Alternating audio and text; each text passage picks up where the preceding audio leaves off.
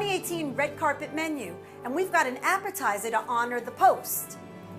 The press, a Virginia ham and Swiss cheese panini.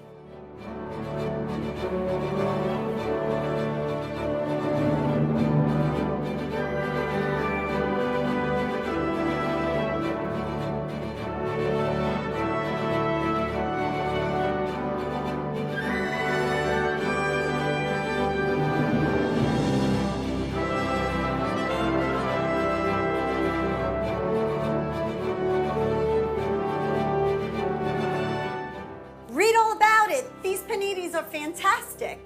And the best thing about them is you can make them into little bite sizes for an appetizer, or you could just leave it a whole sandwich and indulge in the whole thing.